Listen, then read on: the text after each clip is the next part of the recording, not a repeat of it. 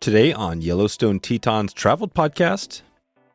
And so now, standing in a boat, my rod tip is always in the water, but I can watch the little S's of my fly line in between my retrieves. And there are so many times that I'll just see one of those S's straighten just a little bit or just twitch, give it a quick strip set, and it'll just surprise you how many times that was a fish that was making it do that, and now you're getting to fight a fish. But if you can pick up on those real subtle takes, that's just another one of those puzzle pieces that makes you a better stillwater angler. Darren Huntsman on a killer stillwater tip to detect your next strike. Hebgen, Henry's, Jimmy's, and the ranch today on Traveled. Welcome to Traveled, where it's all about the journey we are all on in fly fishing and in life. This is our chance to take a deep dive into a specific area around the country so you have a better feel for the people, the resources, and the community that make this part of the country so unique. Before we jump into our other guests, I want to share a little love with our Traveled sponsor. This podcast is powered by Swing Outdoors, the Wet Fly Swing Podcast, and Yellowstone Teton Territory. You can head over to wetflyswing.com/Teton right now. And if you get a chance to visit a hotel, lodge, or any other business on that page, let them know you heard about them through this podcast, and you'd be supporting this podcast and great local companies along the way. That's wetflyswing.com/Teton, Teton. This week, Darren Huntsman breaks down some of the great stillwater fishing in eastern Idaho and beyond. You're going to get some huge tips for stillwater and a ton of passion. We're going to dig into it. We're going to make a connection to Phil Rowley, as always, and this is a fun one. Time to experience the road less traveled. Let's jump into it stillwater style. Here we go. Darren Huntsman from STLWTRFishingCo.com. How you doing, Darren? Dang good. How are you, Dave? Good. Thanks for putting the time together and making this happen today. We're going to dig into stillwater fishing and talk about the lakes out in that part of Idaho. You're kind of on the east side, eastern Idaho, which we've been doing a lot of stuff out there. It's been really cool. It's been really river focused, and I've been trying. That's how we hooked up. I've been trying to look at putting together a trip out for stillwater fishing out there. So we're going to get into all that today. But before we do, let's take a real quick back because I know you have a lot of background and some Alaska stuff. How did you first get into fly fishing? And then we'll take it into all your other stuff. Yeah. Hey, I appreciate the opportunity first off. I've listened to you guys and the content you put out is just, in my opinion, it's top line. So appreciate that. Yeah, I grew up fishing. I'm pretty lucky. I was one of those kids that got to grow up right on the edge of the river. So, fishing was, when I could hold a rod, I was fishing. My dad was big into fly fishing, fly tying. So from early on, as soon as I could walk, I was his shadow, and we did a lot of things together. Where'd you guys, what river did you grow up on? Right on the Snake River. I grew up just outside of Shelley, Idaho, which is just outside of Idaho Falls.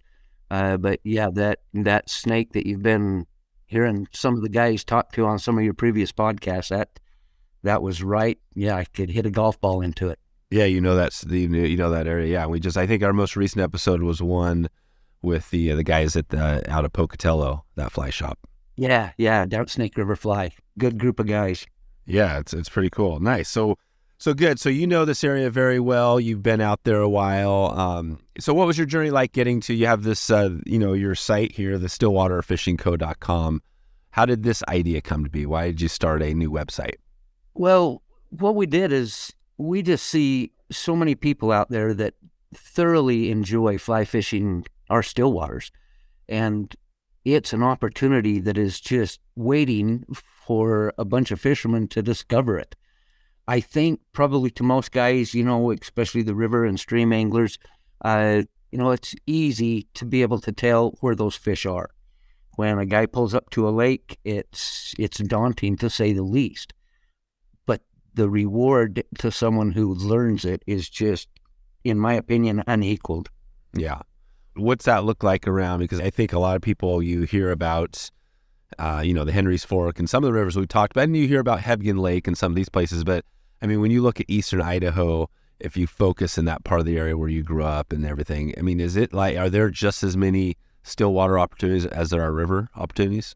Oh my gosh, yes. And not to demean by any way how much fun you can have on the Henry's Fork and the South Fork and the Teton River. And Silver Creek, all of our wonderful world-class, streams around here. But we have just as many world-class stillwater fisheries. And I mean, I have this bucket list of places that I want to go, but it's really hard to just leave this area because, like you said, we've got Hebgen Lake, we've got Henry's Lake, we've got Clark Canyon Reservoir, Wade Lake, Cliff Lake. I mean, the list just goes on and on and on. And they are all really good fisheries. They're like the Henry's Fork in a way that sometimes these fish can get really particular on what they want to eat. Even more so in this area, I've heard Phil Rowley, and of course he's one of my idols. In the old days I had, big posters in my room of, Kiss and Van Halen and all that stuff. Now I got Brian Chan and Phil Rowley and Dave Stewart, all these guys. Anyway, that's awesome. But one of the things that Phil teaches is the DPR, depth pattern or depth retrieve pattern. DRP is what he teaches. And up here, it's almost I switch those back into depth pattern retrieve because some of the fish up here can get so selective that, there's been days that I've stood on the Henry's Fork and just, worked so hard to find the pattern that those selective rainbows will eat. And it's no different when you're on Hebgen or you're on Henry's. Finding that piece of the puzzle, and once you do, the reward is great. That's right. And are there, is the pressure, are there just as many people hitting the still waters as there are the rivers out there?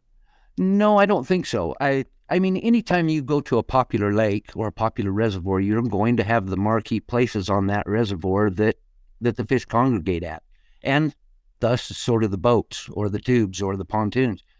But there are always so many more opportunities on a stillwater that you can find and catch fish and get away from the people if that's what you want.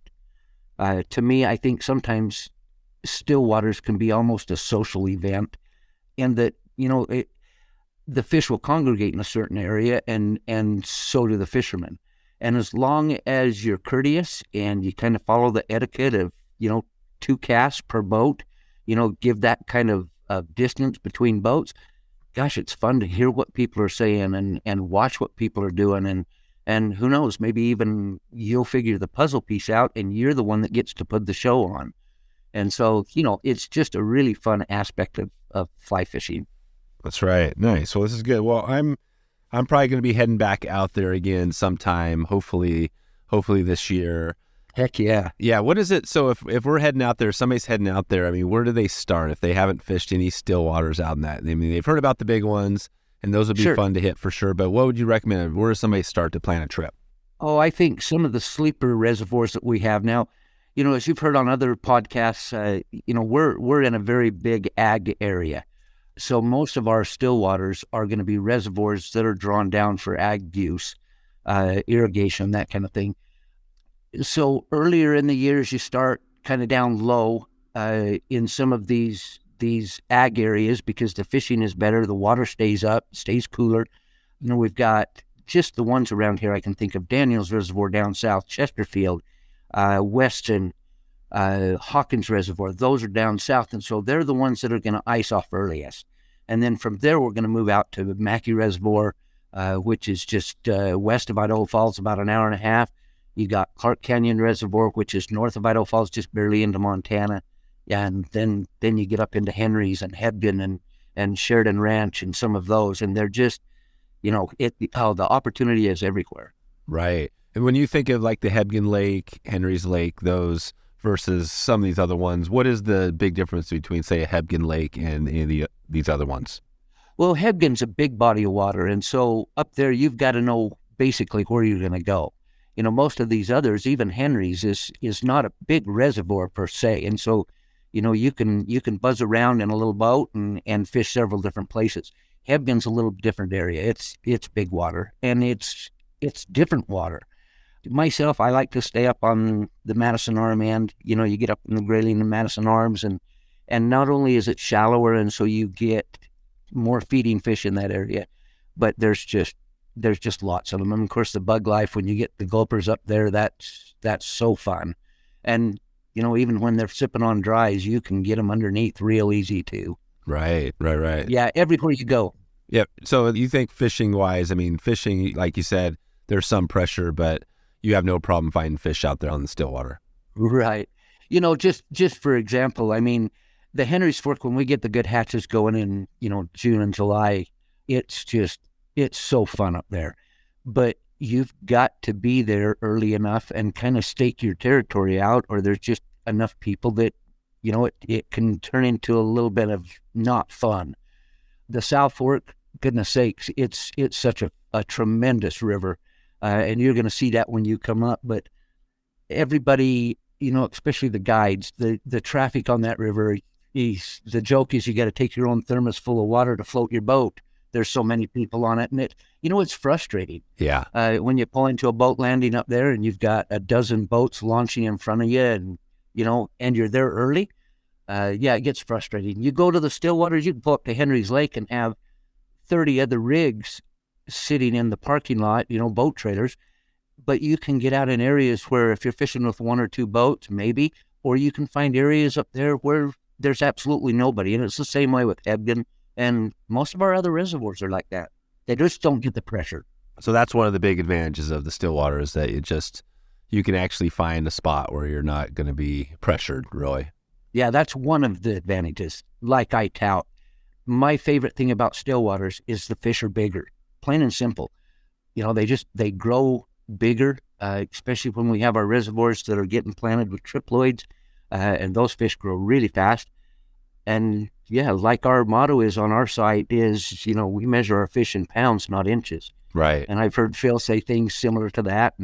And Phil's slogan is the very best one, and that's never stop learning. And it is a puzzle every day. And if you think you know it all, you're going to get your butt handed to you real quick.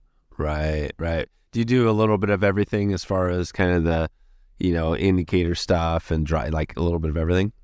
Yeah, most of what I'd like to do, and my focus is on cast and retrieve. That's what I like to teach. That's my passion when I get on a Stillwater, and I'm not saying by any means that indicator fishing does not work, because it has changed Stillwater fishing basically for the people that want to get out there and be successful. Indicator is by far the shortest learning curve and the easiest way to keep your fly down where those fish are. Yeah. Yeah, I love it, because I take my wife out, I take my grandkids out, and, getting my grandkids in the boat and getting them onto fish with an indicator, that's a blast. Right. That's one of the cool things, right, with the kids. It's just... Oh, absolutely. That's one of the focuses of Stillwater Fishing Co. is we've got to get our kids fishing. That's how I learned it. I mean, that was a big deal when I was a kid. We got done with chores, and it was all the cousins and uncles and granddads, and off to the reservoir we'd go and load into a couple of boats, and we'd have a blast. And that was a big thing. And if we don't keep that going, we're going to lose our industry. Right. What's the boat of choice? Do you have are you like Phil, where you got a bunch of boats, or do you got one boat you like to use? Well, I don't have a bunch of boats. I have a pontoon. I have a float too, because we've got some areas that you can't fish with a motor on it.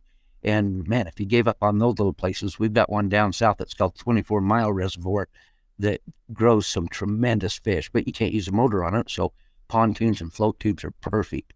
But my boat of choice, yes, I have an old 16-foot Klamath that's really deep, real stable, and yet it's got that deep V on the front, so I can get through the chop and get out of trouble real quick. Yep. It's got a little 40 horsepower, and wow. It's my favorite boat. Really fun to fish out of. Yeah, that's great. So, yeah, I know the Klamath; those are pretty popular boats. And do you take it? I mean, I guess you got a little trolling motor on it as well.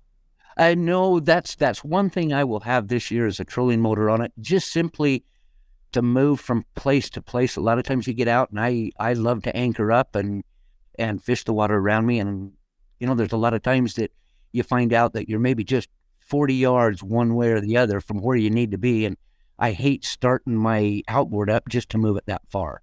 And so, yeah, a little trolling motor will be perfect for just moving around real quiet. You bet. Right.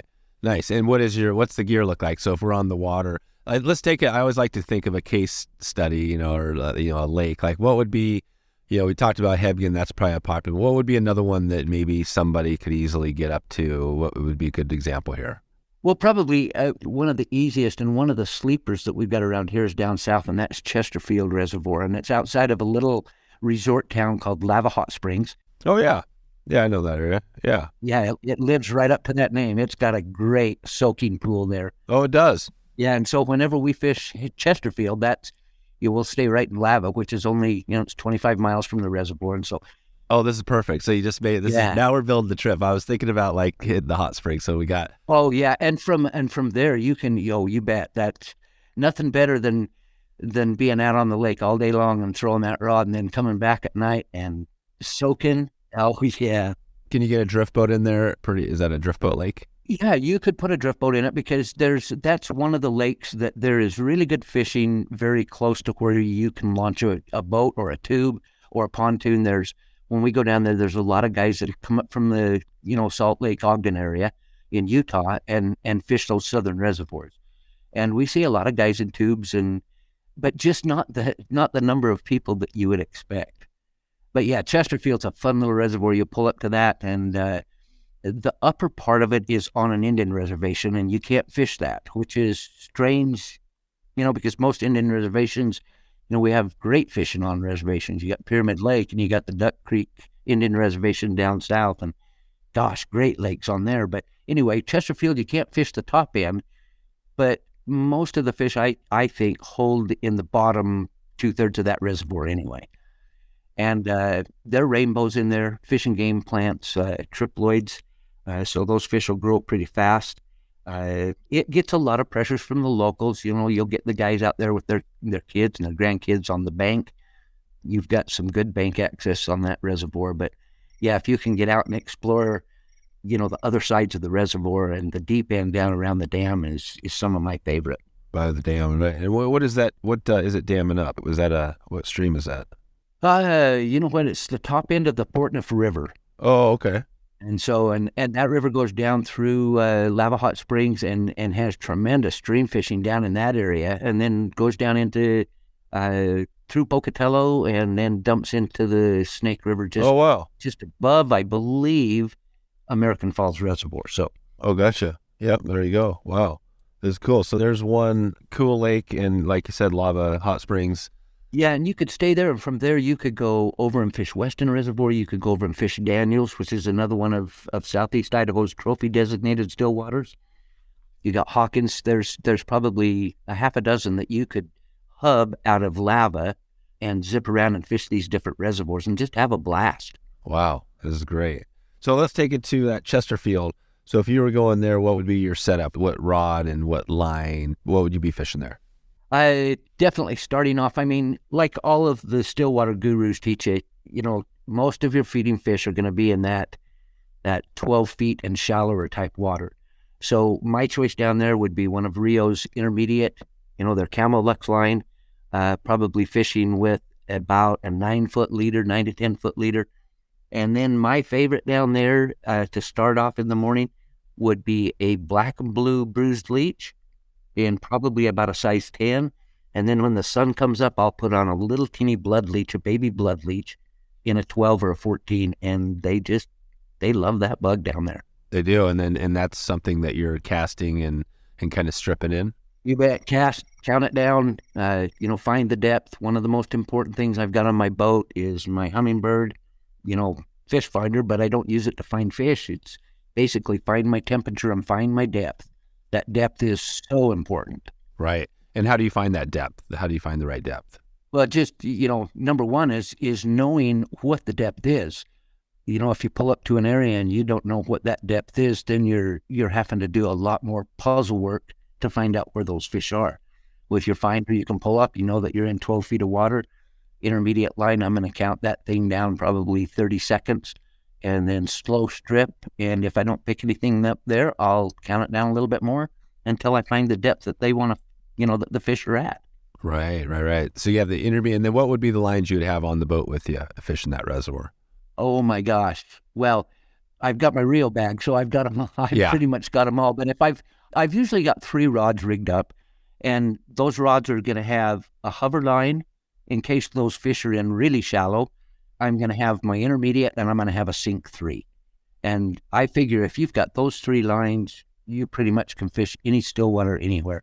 Now, you notice that I didn't have a floating line in there. Yeah. And that's probably one of my biggest differences between how I teach and how I like to fish versus most of the other Stillwater guys.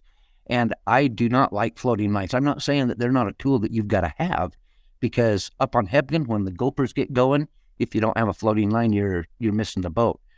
But 99% of my fishing is done with at least a hover that will get it under the surface of the water. Because up here, we always are going to have some type of breeze. And if your line is sitting on top of the water, that wind can affect it. And if you've got belly in your line, you're missing fish.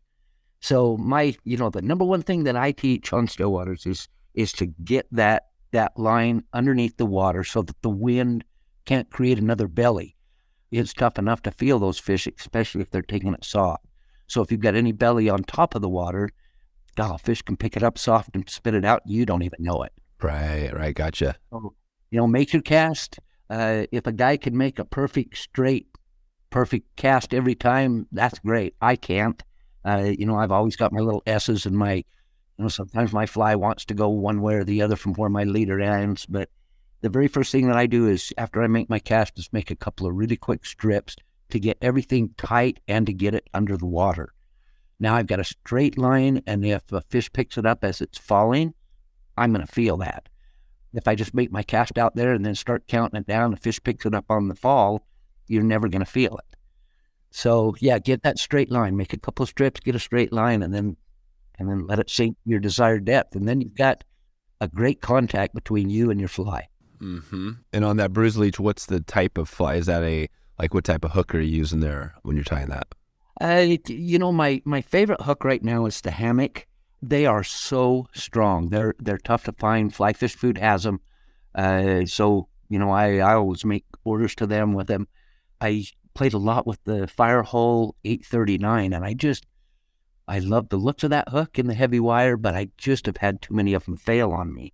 And so, Daiichi, I love those hooks. Tiemco, all of the good, high-quality hooks out there will work. Yeah, good. So you had some, recently you did some seminars. Were you at the fly tying, the East Idaho, the fly tying? Yeah. Yeah, our Southeast Idaho fly tying and fly fishing expo that's put on by the Snake River Cutthroats. That's our local TU and FFI chapter. But yeah, that was a great expo. In fact, I heard your podcast with Bruce Staples, and he's an icon in this area just because he's been so involved with fly fishing forever. He has. Is that what makes Bruce unique, is that he's just been there doing stuff? Oh, and he knows his stuff. He can tie with anyone. When you have names of Mike Lawson and all of the iconic names, well, Bruce is right there. He knows his stuff right there with everybody else. Is there a Stillwater person out there that's kind of the same level as, those guys like a Mike Lawson? Yeah, there is. My brother. I've got a brother, Wade, teaches up at the college in Rexburg, and he is, he's really quiet, really reserved about it, but he's an artist, and being an artist, his flies are, they're works of art. And he studies lakes and the entomology around those lakes, and then makes his bugs they're just perfect. But he has the touch. With a fly rod in his hand, I don't think there's anybody better on a Stillwater anywhere in this country than him. And is he kind of behind the scenes, or does he have some stuff out there, like as far as website and everything? Yeah, no, he's, like I said, art is his big deal. My dad was an artist with oils, and Wade was the one that picked up that passion and really ran with that. But he's not just an artist with a brush. You get a fly rod in his hand, and there's not many people. I've heard a lot of the old timers up on Henry's Lake and Hebgen and stuff like that say that, there's nobody better on the water than Wade is. And I concur. It's tough as an older brother to say that your younger brother is a better fisherman. Right. Yeah. That's one. I've learned a lot from Wade. Right. That's pretty cool. What is, we've been doing a lot of episodes out there trying to tell the story of that part of the country in Idaho. For you, what is it, that you really, that kind of makes it different, or you think about it, like, why is it so unique out there? Yeah, to me, it's home. I've lived a short stint in a couple of different areas of the country, but very short. I spent, a bunch of years, couple of decades running trips up into Alaska. And, I don't know how many times I thought I need to move up here. This is just, but when you look at the overall opportunity of what we have to do, Southeast Idaho, it's tough to beat this part of the West, whether it's Southwest Montana, or here in Southeast Idaho. Our opportunities, whether you like to hunt, fish, ski, it's just, you can keep going all the time. Yeah, it's good. It's got everything. So you're up in, now where'd you go in Alaska? We ran trips out of a little river that's a tributary of the Yetna River. We'd go into Anchorage and then catch a float plane out of Anchorage for 45 minutes or so and fish a river that is just, it's small. Had a tremendous run of Chinook salmon come up. Of course, it has runs of all five, but the kings are what we were chasing, and they were just, I turned into a big fish addict really early on in life, and I think that's probably why I like Stillwaters, is our fish are bigger, but those big old dudes up there, we averaged between 28 and 30 pounds of fish up there, and when you'd get one of those on a fly rod, you were doing an upper arm workout for a good half hour. Wow, so you guys were catching Chinook on the fly. Oh, you bet. Wow. Yeah, a lot of the fishing that we would do up there, and a lot of fishing we do around here for steelhead and salmon is, with real good drift gear. Otherwise, a 8.5, 9-foot rod, Loomis, or some of the others, and then use a level wind reel that where you can just bump your rig down along the bottom real light, and it's every bit as technical and as fun as fishing with a fly rod. But you get up there on that kind of river, and when you get those fish holding in fly-conducive waters, oh my gosh, it's fun. Right, and this is the Yetna. Is this a trib to like the lower Susitna? The Yetna actually dumps into the Susitna, and then the river that we were fishing, it's pretty popular up there. You get a lot of guides fishing it, especially the lower end, and that's Lake Creek, and that was our river. Okay, Lake Creek, because there's the Squetna. Squetna is up there too, right? Yes, yeah. Gotcha. Yeah, Lake Creek was fun because it's just crystal clear water most years, and we had a tremendous run of fish, and the lake that we'd land the float plane on also had a little cabin on it, and we'd get a stay-in cabin so it'd stay, dry and warm, and you didn't have to worry about the mosquitoes or the bears quite as much. But then we'd fish, a good mile of the river where we just every day don our waders and take off with our backpacks and spend the day on the river, and those fish, they were half Satan. You'd stick a hook in them and they'd just go ballistic. Wow. And so the Chinook, and describe that again. So you were up there, you're doing a little bit of fly and then a mix of like some drift fishing too? Yeah, we do both. Most of the guys that I would take up there were steelhead fishermen from down here. And so, when I'd book those guys, if a couple of their group were good steelhead fishermen and knew how to fish for them, they'd have a blast up there because it was the same kind of fishing. Oh, yeah. And the same way, guys who would take their two-handed rods and wanted to swing for them, or my druther up there is basically nymph for them, almost like Euro nymphing, but that hadn't come along yet. So we were doing it that way with a little bit of a weighted egg-sucking leech, and those kings loved it. Yeah. And that kind of fishing up there, it was extreme. Those fish, they'd take off down the river, and you either broke them off or you went with them. And, so you were scrambling sometimes a couple 100 yards before you could get a net on them. Wow. A lot of fun. Yeah, it sounds like it. Then you eventually, was that something you just did for a few years and then you kind of ended doing it? Yeah, I actually ran trips from 91 until 2015. And oh, wow. Their Department of Fish and Game up there, they're very conservative when it comes to their salmon runs in most aspects, I need to say.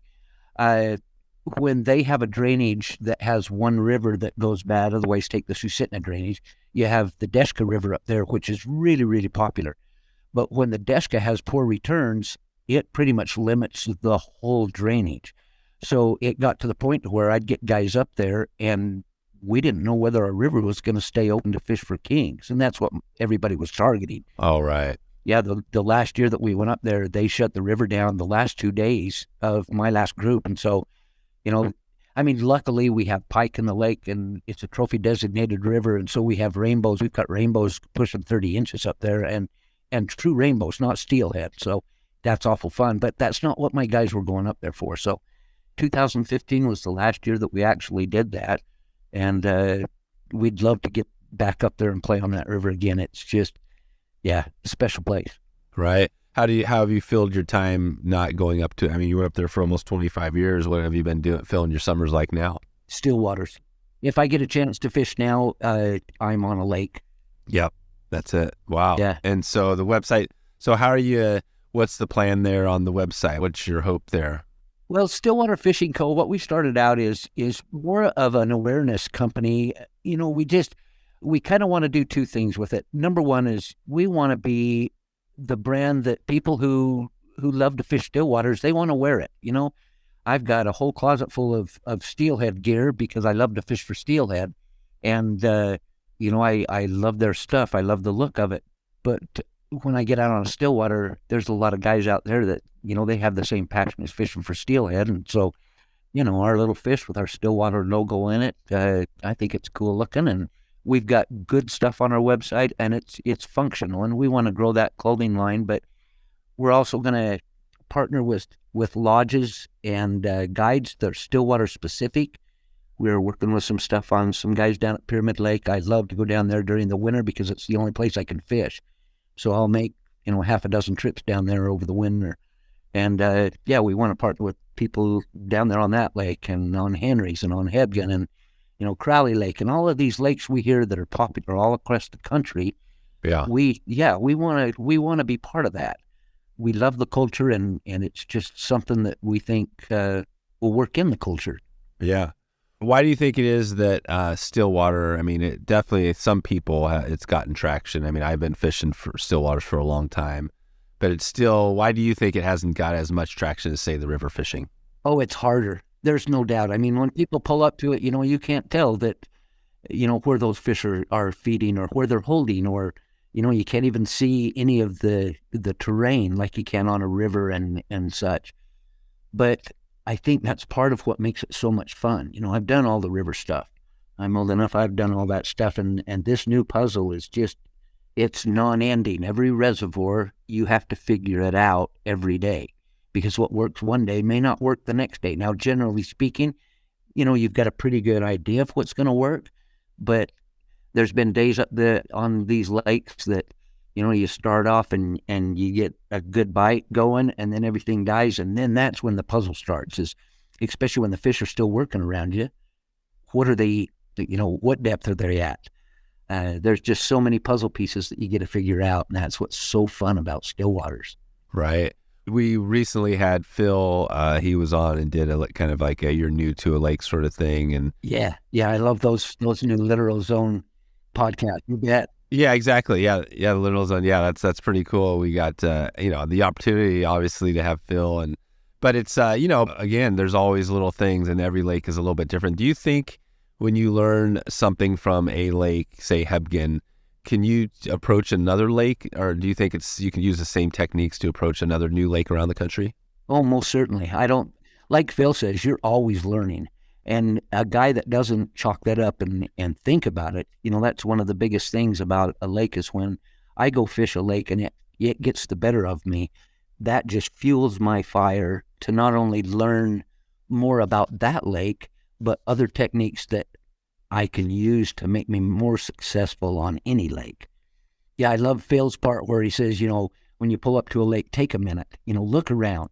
You know, too many of us get in a hurry to get out there and get fishing, and we miss too much of what's to be seen. You know, where are the birds feeding? Why are they there? You know, there's so many puzzle pieces that you can do before you even get in your boat. Yeah, that's pretty cool. Well, let's go back to the seminars that you're at the Southeast. So I didn't make it out there. I wanted to, and I wasn't able to. So we had Bruce describe it. Give us a little description from your end. What was that event like? Oh, it was a lot of fun. I mean, when you can go and watch, you know, 40 fly tyers a session do different things and different bugs, different techniques of tying, you know, like I said, you never quit learning. And so you're always watching those guys. So you had a big group of people tying, and then you had some seminars that were... Yeah, they have 3 sessions on the first day, 2 sessions on the second day, and you've got, between, you know, 2 dozen and 3 dozen tires just going at it. And you can walk around and watch them, sit down, visit with them. One of the coolest tires there was a young man out of Arco named Dave Hansen. As a young man, he was in a car accident and busted his neck. And he's got very limited use of his hands, but he ties still, and he ties some of the coolest Atlantic salmon flies. Then he puts them in a box, and it's just, it was fun to sit there and visit with him. I've known him forever, known his family when he had that accident, and watched how strong he's been. He's been a really good influence on a lot of people. But those guys and just so many noted tires that were there. And not just the tying. Gosh, they had a casting pool there for the first time. We had seminars, clinics. The ladies' clinics were really well attended. The youth clinics were attended. I was tickled to death with how well the seminars that I put on Stillwater fly fishing. What did you cover? Basically just the basics of fly fishing on lakes. What you look for, what kind of equipment you use, techniques, flies, all that kind of stuff. And it's, it was just so well attended. I couldn't believe how many people would come up to my booth afterwards and continue this, the talk. And anytime I can talk fishing, I'm in heaven. But I've had several people reach out and they want to know if we're going to put on classes. And that's part of what Stillwater Fishing Co. is all about is to educate people. If I can shorten the learning curve of someone who is going out on a lake, it's going to make it more fun. They're going to grab a couple more people and take it out. They're going to teach them. There's flies and techniques and little tips that I hold really close to my vest. But at the same point, there's so many things that I see people doing wrong and just not knowing. And if we can help shorten that learning curve for people, man, they're going to fall in love with fishing stillwaters too. And that's the thing. Yeah, that's right. What are your, as far as your flies, you talked about a couple of them, but you have to give us a list to say your top, 8 or 9 or 10 flies. What would those be? Well, and everybody's got their favorite flies. And with I think the lakes in the Northwest, we get, real prolific bug hatches. And so, a favorite list of flies that I might fish on Chesterfield is going to be completely different than what I'm going to use on Hebgen, which is going to be different than Henry's and different than Clark can, But if I had one bug to use, it would be that baby blood leech. I hear Phil and Brian talk about baby leeches. Brian Chan talks about baby leeches. And I don't think fish are much different than us. I think some of these bugs taste better to them, or maybe they prefer to eat it. It's no different than us. When we go out and have a steak, we don't want, some 15-year-old range bull, some big dude to eat. We want that young cut of meat. And I think those fish love those baby leeches. And that baby blood leech using Arizona semi-seal in that blood leech, I think it's number 27 color with a little bit of wine marabou on the bottom. And I think one of the biggest mistakes people make with their bugs is they tie them too bulky. There's nothing in the Stillwater realm other than maybe a dragonfly nymph that's got any bulk to him at all. And most of my bugs are just so thin and sparse, and they just work. Yeah, that's a good point. That is just with fly tying in general, especially starting out, that's what people do. They tend to put too much on, right? And probably less is more. Yeah. You hear that old adage that flies catch fishermen, not fish. And, I walk into fly shops and I just, sometimes I marvel that people can actually, especially when you get into your smaller stuff, you get into your calabatus and your caddis, pupa and, your damselfly imitations and your leeches. Most of them are just way too bulky and, gaudy. Yeah. What about the private lakes up there? I know you mentioned one off air. We were talking Sheridan Lake. Are there a few of those? We don't have a lot of private lakes around here that actually, that you can fish, what do I want to say, in the warmer months. Most of the private lakes are down low, and so they get mossed up really fast. And is that how Sheridan is?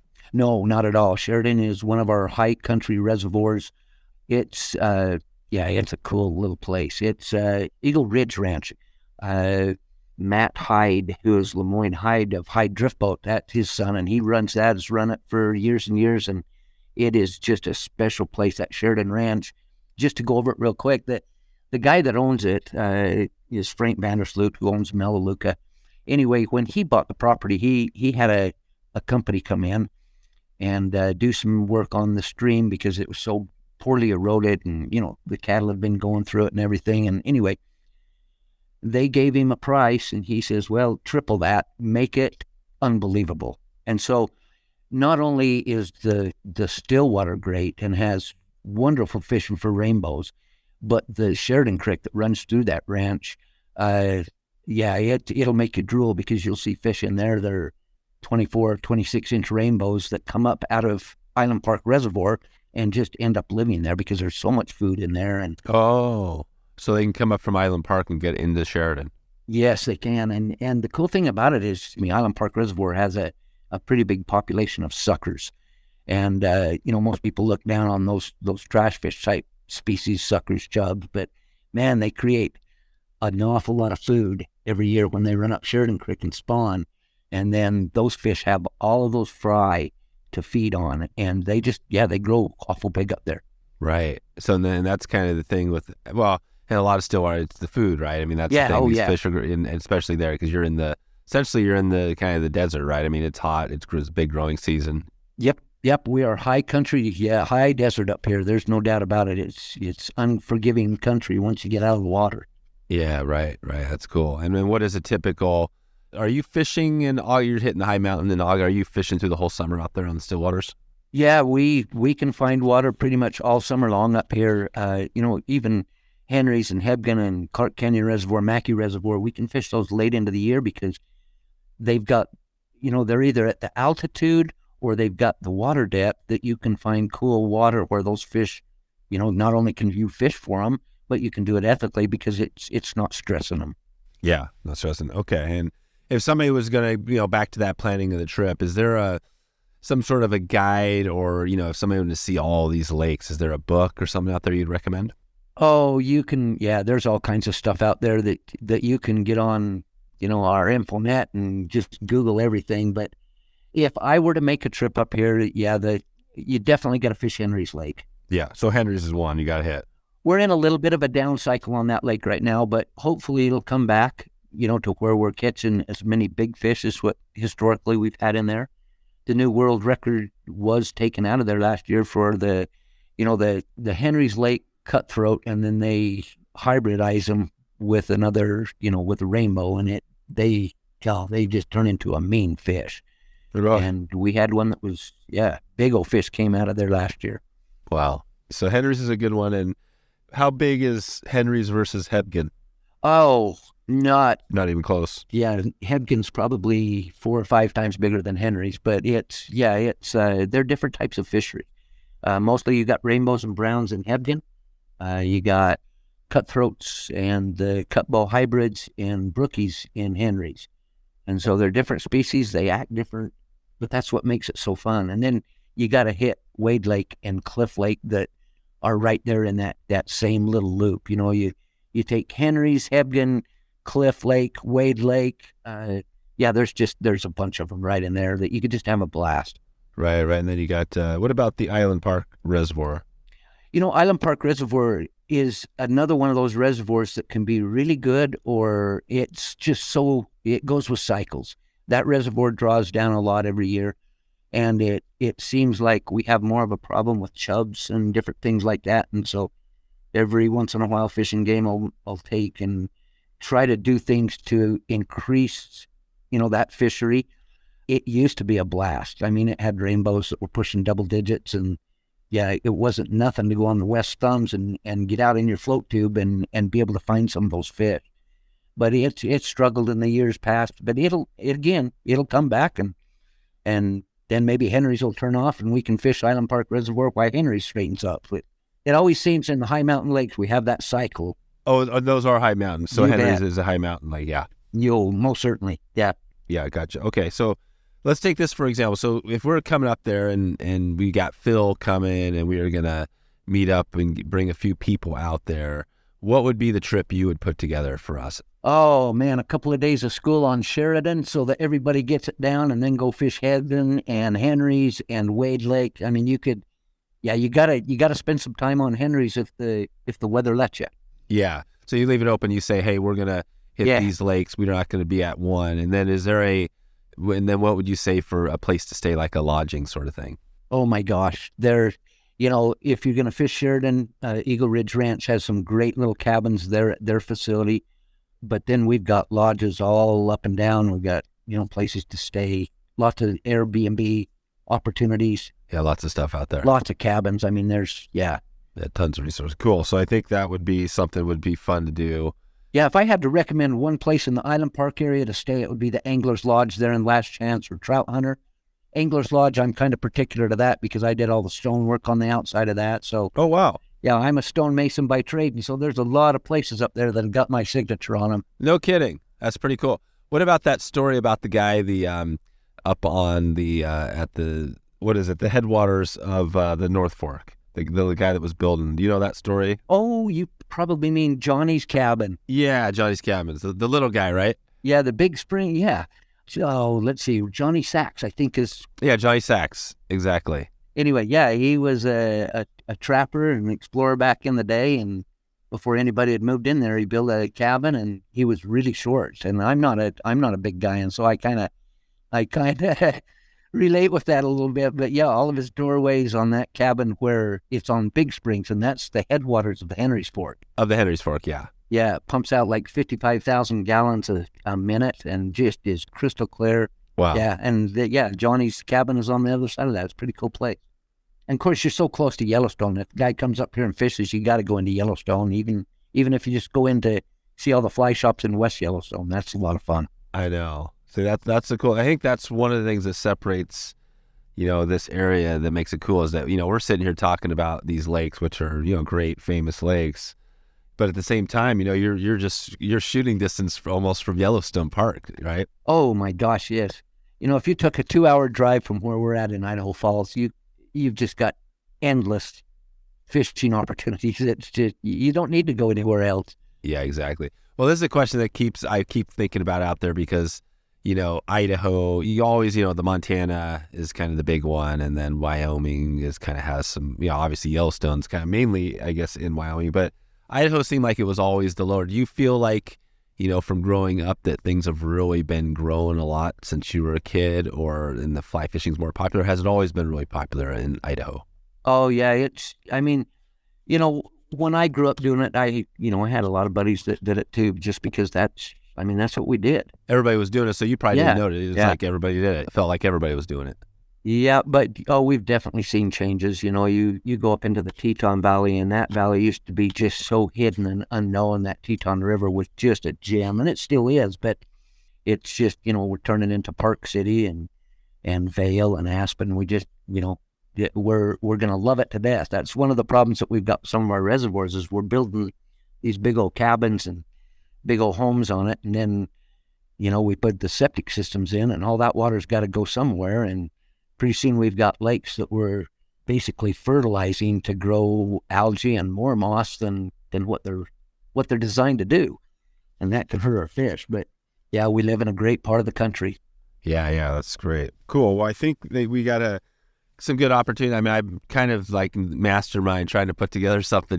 We obviously have the Euro school that's going to be going this fall, which is going to be fun. And we're going to get up there, and I'm going to do a little exploring. But I would like to come back next year, sometime and do the Stillwater thing. So I think, we'll definitely. Oh, there'd be a great opportunity. And yeah, that was one of the things that we noticed at the Expo is people are just hungry to learn more about fishing Stillwaters or fly. Oh, you noticed that? Oh, definitely. You bet.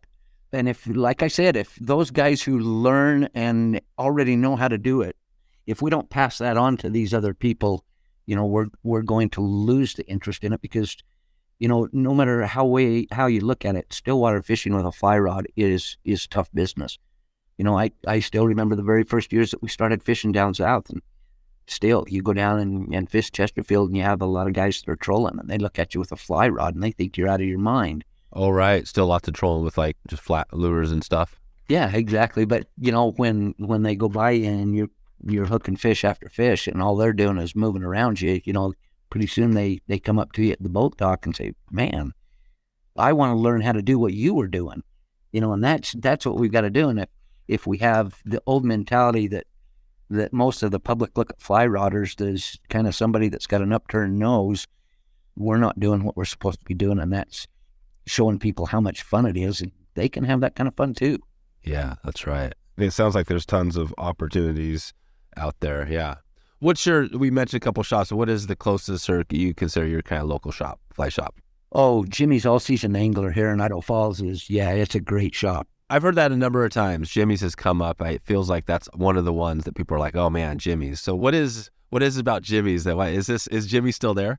Oh yeah. Jimmy Galabatis, great guy, great staff. You walk in, if you've got a material that you need to tie a bug with, chances are pretty good it's in that shop. If not, he can get it for you. But he carries, all of the bugs that are specific for this area. And it's not like most fly shops when you walk in and you've got one or two racks. He's got bugs coming out the ears, all of the equipment that you would need. Carries Sims, Patagonia, all of the big names. Does he have some Stillwater stuff in there? Oh, you bet. And he carries, Stillwater specific things, the things that I like. One of the things that I cannot leave home with when I'm fishing Stillwaters is a little piece of fabric that Sims makes. There's actually several manufacturers, but it's a stripping guard. I put it on the middle finger of my right hand.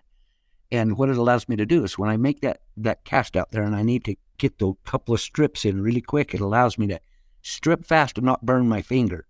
But then as I'm stripping that bug in, there's a lot of times that if you've got bare skin on those fingers and you've got a wet fly line, you get that little bit of grab, that little bit of friction there.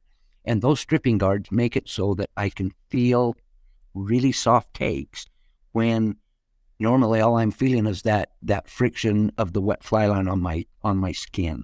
So yeah, those are little things that he carries in there that are specific to what we like. That's great. So anything you want, he's got. Great fly shop. What are the things, if you give us a little list of Stillwater items, kind of gear items that you like must-haves out there on top of your rod and reel and all that stuff? Well, you got to have, I think it's funny, I saw a YouTube video of some guys fishing over in England, and they call it, you got to have your eyes and your peak, which you got to have your glasses and your cap to keep you, so that you can shade your eyes. Yeah, got to have a hat, got to have my glasses, got to have my long sleeve sun hoodie, and got to have my hooded sweatshirt. As far as that goes, if I have that and I get out there in the boat, yeah. You're good. There's no like stripping little tools or any other little things that... that stripping guard is so important to have, and your glasses are important. One of the things that I teach and emphasize so much in my classes is that the subtle takes. I think the difference between a good Stillwater fly fisherman and a phenomenal Stillwater fly fisherman is being able to recognize those real subtle takes and being able to react to it. I would say probably between 30 or 40% of the fish that I hook with my fly rod is almost more sight, seeing my line change rather than feel it. Now, tug is the drug. That's why I like to cast and retrieve. There's nothing like that fish picking it up and just ripping on it. But, I learned a long time ago that I had an old-time fly fisherman when I first got into it on lakes. Bill Schiess used to fish up at Henry's, and, he's the icon up there. And who was that? Bill Schiess. He guided on Henry's Lake for years and years and years, and then had BS flies, Bill Schiess flies. And is that, how do you spell that? It's Schies, I believe. Okay. Yeah, I gotcha. But anyway, he wrote a book on fishing Henry's, and just, it's still, in my opinion, when you're fishing Henry's Lake, that's kind of the Bible. If you can get your hands on that, and it's still in print, they still sell it. You can find it at Sportsman's or Cabela's. And anyway, he taught me that when that rod goes in the water, when you're fishing, and this was back when we were fishing in tubes a lot, and so my rod would go in the water, and a lot of times I was frustrated because I would feel just a very soft take, but it was usually when that fish was expelling my bug. And so if I hooked him, it was just a sting. And he taught me that if your rod goes into the water, if in a tube where you could balance it a little bit on the front of your tube, if you'd lift it up out of that water just a couple of inches, that droop of that line going into the water, every time you'd make a strip, it would tighten that loop. And then, of course, when you're relaxed, it pauses. and it droops back down towards the water. Well, there were a lot of takes that I learned that if I saw that not relax at the end of my strip, I'd give another strip set. And it just blew my mind how many fish were at the end of that line when I do that. And so now, standing in a boat, my rod tip is always in the water, but I can watch the little S's of my fly line in between my retrieves. And there are so many times that I'll just see one of those S's straighten just a little bit or just twitch, give it a quick strip set, and yeah, it'll just surprise you how many times that was a fish that was making it do that, and how you're getting to fight a fish. But if you can pick up on those real subtle takes, that's just another one of those puzzle pieces that makes you a better stillwater angler. So that's it. So, and then one of the examples we talked about, intermediate line, you make your cast, you count to 30 or whatever, you get down towards the bottom, and then you start doing your strip, your retrieves, and you probably have a bunch of different types of the retrieves. But what you're saying is between those, you're watching your line. So and if there's anything weird or different happen, are you setting the hook when that happens? Yeah, just a strip set, that anytime you've got a sinking line under the water, if you're trying to trout set or just raise your rod tip, that's pretty tough. Now, if you've got an indicator on, that's a different ballgame. But yeah, you strip set, and, if you just do a quick soft strip set and it wasn't a fish or it was just a weed, then you're just pulling through that. No big deal. You can continue your retrieve. If you raise your rod tip, now you're pretty much done. You're going to have to recast. But yeah, that, depending on, there's so many different things. You can slow your retrieve down. You can lengthen or shorten your leader, and that will affect your sink rate on your line. And that can affect how fast or how slow you can retrieve your line. All those different things, yeah. Like Phil teaches, if you put a bug on there and you're convinced that bug will work, change your retrieve is the very first thing you do. If you think that you're at the depth, that's most important. If you think you're at the depth that those fish are at, find that bug and that retrieve. And yeah, sometimes those days can be just fun. And what's really fun, Dave, is when you're in a group of guys, like, let's say you're at Chesterfield or Hebgen or Henry's, and you've got 4 or 5 other boats around you, and you're the one that figures out that puzzle piece, then it's fun. There's days when you almost feel self-conscious because you're out there and you're the one that's figured it out and nobody else has. And so you're hooking fish and they aren't. So right. That feels pretty good. That's part of the fun competition of it. Are you when that happens, are you saying, hey, here's what I'm doing, or are you keeping the secrets pretty tight? For the most part, it's funny because I think most of the guys out there, there's that group of guys that are hungry to learn, and, they'll come up to you and, motor over or kick over to you and say, what are you doing that we're not? And those kind of guys, I absolutely love to help. The problem is most of the guys are, they get sure of themselves, or they've had a good day out there, and then pretty soon they don't want your help. They think it's not cool to ask for help, and that's wrong. You bet. If people ask for help, I'll help them. Right. Yeah, for sure. Nice. It's a lot funner when you've got 3 or 4 boats and everybody's giggling because they're hooking fish, rather than everybody glaring at you because you're the one that's hooking fish, but you don't want to share. That's right. Yeah. No, I'd rather share and everybody have fun. Nice. Well, I think we're going to probably have some follow-up on this because, especially if we head out that way. Heck yeah. We'll definitely keep in touch here. Maybe I like to kind of do a little couple of random artsy stuff as we get out of here. One of them is have a fun time with music. So do you have some music that, I know you've been listening to podcasts, but when you're not listening to podcasts, what type of music are you listening to there? Oh, I don't know. Pretty tough to beat Luke Bryan and Hunting, Fishing, Loving every day if you're going to go fishing. But I enjoy, I'm pretty much all around. I love my old hard rock, my old Styx, Van Halen, AC/DC type stuff. But Van Halen with David Lee Roth Oh, heck yeah. I'd rather have him. Yeah. I'm a David Lee Roth fan. I think he was dang talented with that voice. Yeah. That's right. Perfect. Yeah, that music's pretty simple, but yeah, if we're going to go on a long trip, it's usually, like I said, we take several trips down to Pyramid, and we'll revisit all of the podcasts that we can find on Pyramid Lake while we're taking that nut dry. There you go. Well, you're going to love this one. This is a good little heads up I'll give you, is that on Phil's next episode that he's working on now, he's going to be interviewing one of the guides out at Pyramid. Oh, cool. So it'll be the first time on the Littoral Zone that Phil actually interviews somebody else. So I'm excited for this as much as anybody because I want to hear Phil as the interviewer, right? Oh yeah, that'll be a treat. And that's such a fun lake to talk about. It is. I mean, everything from the conservation story of getting those fish back in that lake to the opportunity to the way we fish for them. Yeah, it's a cool place. And that's one lake that can absolutely humble you. Last March, a year ago, we had such a great trip down there, me and my son, and I went back in October with my wife, and I was so excited, and that lake kicked my butt. Yeah, windy, and it can get cold, right? And kind of nasty. Oh, yeah, and the fish can hold in different spots, and, you can't reach them. And are you doing the ladder thing, or are you out there in your boat? That's one place that I haven't taken my boat yet. I will. However, I had a scare on Henry's Lake a few years ago when we had the fires, and I had a storm move in on me, and I was all alone out on Henry's, and man, I thought I was going to cash it in that night. And that really spawned a respect for the weather. And I've seen the weather on Pyramid go from glass to catastrophic in minutes. Oh, wow. Right. In fact, last time we were down there, not to take a lot of more time, but we had a problem with our truck. And the guy that came over from Pyramid Lake Lodge and picked us up while we were getting our truck fixed drove us down so I could visit with the sheriff about my truck sitting a Pelican overnight. Anyway, as we were driving out, they've got this big holding, fenced area that they keep things in. Anyway, there was a really nice big old truck and a boat trailer there. And he says, yeah, a couple of years ago, this guy launched his boat, went fishing, and a storm came up and he never came home. We haven't found his boat, nothing.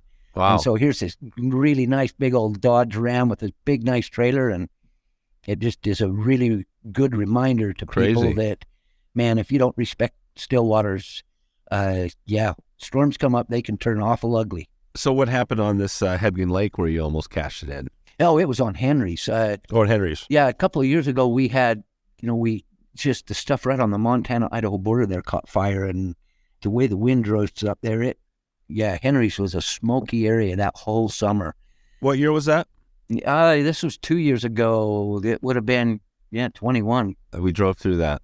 Yeah, that's right. Yeah, anyway, the storms usually come from the southwest over Sawtell Mountain, and it was so smoky I couldn't see anything. And I was all alone on a pretty popular part of the lake, and I was catching a few fish and having a good time. And I was wondering why I was all alone, and then I heard some thunder, and I couldn't see the thunderheads coming because of all the smoke.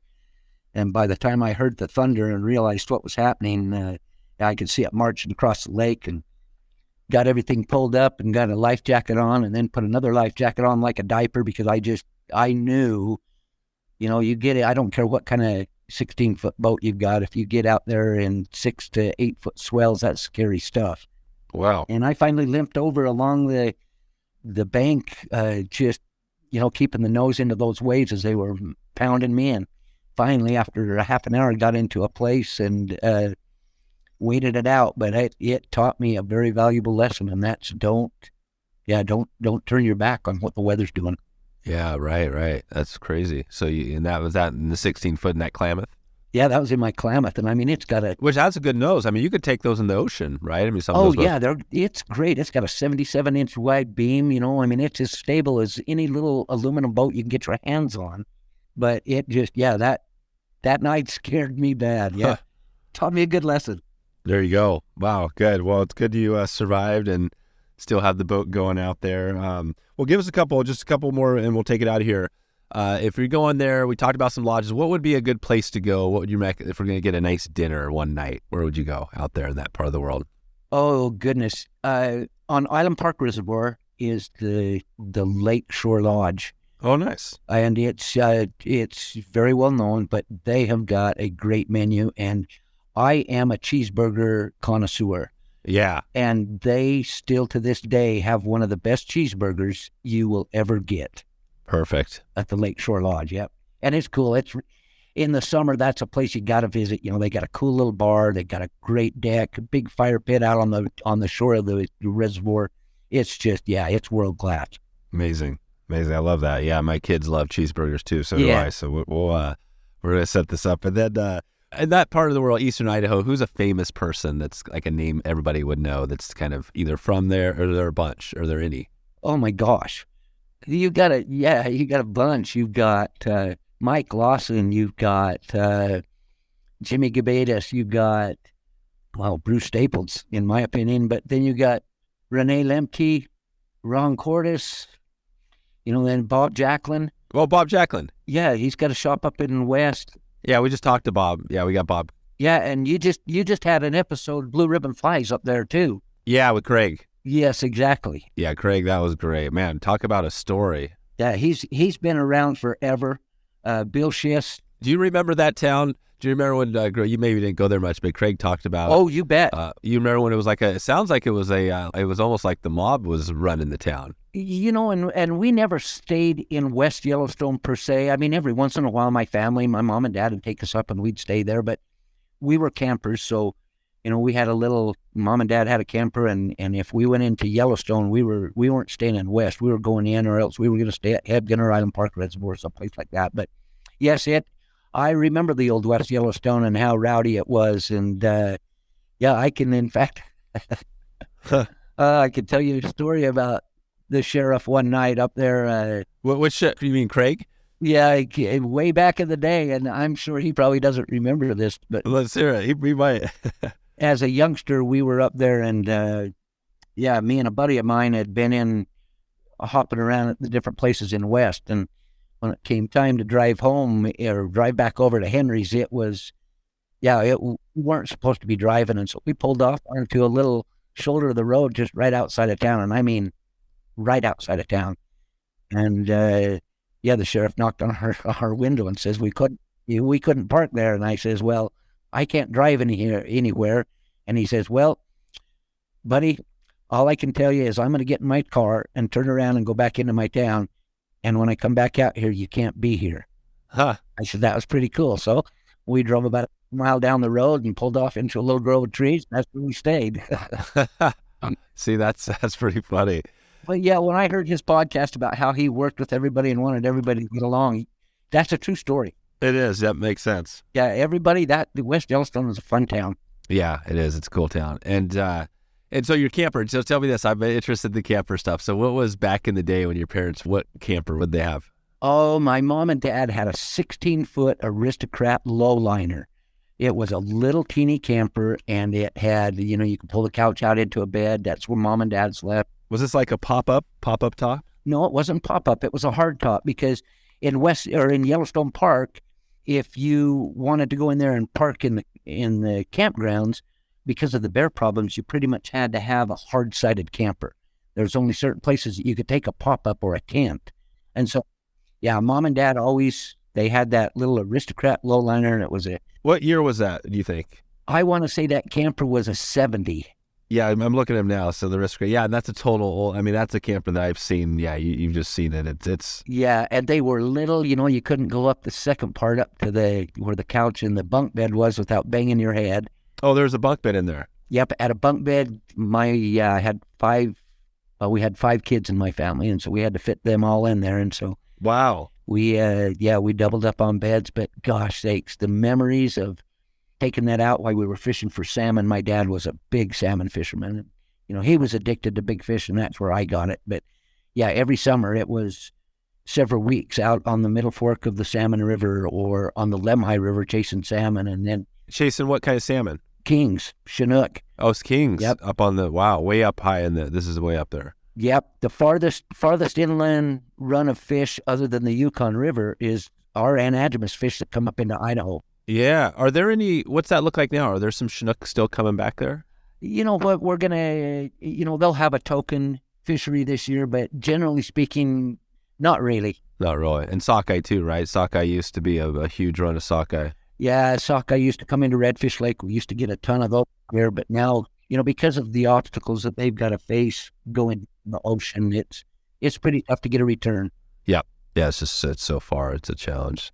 That's what sent us to Alaska is when we lost our fish runs in 1978 down here. Then we wanted to keep fishing for them, so into Alaska we went. Oh, that was it. So 90, yeah, you started in 91, right, to Alaska? Yep, 1990 was my first trip up there, and that coincides with, it's interesting you say it because, I'm down lower Columbia, Right. essentially down below you, right? So we've talked to people all the way up the Columbia into Canada too. We hear all these different stories, but I remember in the early 90s, because that was when the Endangered Species Act Yep. got implemented for a lot of species. And it wasn't just salmon, it was pretty much everything, like a lot of stuff in the Columbia. And it was tough. Yeah, I think the spotted owl was probably the first thing we had slap us up there. Yeah, that's right. The spotted owl was the big. That's what got the publicity, was the spotted owl. Yep. And the whole thing. But it really was the start of, it was a cycle, right? It's all cycles, so it's up and down. And we were down at the bottom. Yeah, it really is. It's funny because over the years with our steelhead runs, we had several programs. We had the Shoshone Bannock do a program up here in the old holding ponds of where they used to mine up the Yankee Fork. And their program was tremendous for several years, but then they backed off of it. So Right. a lot of history. Amazing. Yeah, it's great. Well, this has been a lot of fun, Darren. I think that, obviously we're going to circle back around with you, because this is going to be a place we're going to spend some time here this next year. And Yeah, you need to get up here. yeah, this is good. I'm excited to follow your journey and definitely watch your website as you keep growing that thing. And do you want to just give it? I mean, I guess I always like to look out a little bit over the next year. Are you going to be any shout outs you want to give to anybody listening here? What you got going? Well, my shout out is to everybody that likes to fish stillwaters. Go to stillwaterfishingco.com and look at our gear, look at our message, become part of our culture. We need to get the younger people fishing, and this is, there's nothing better than to, grab a little boat and grab your grandkids and take them out and watch them just come unglued when they're fighting fish. There's nothing better. Yeah, Stillwaters are awesome. And your website is, it's Stillwater without the vowels, so it's STLWTR Fishing Co.com, right? Exactly, yep. And our logo has that Stillwater without the vowels in it. Looks pretty cool. That's right, it does look cool. All right, Darren, we'll be in touch with you, and thanks for all your time today, and definitely excited to see what you're up to next. All right, thanks, man.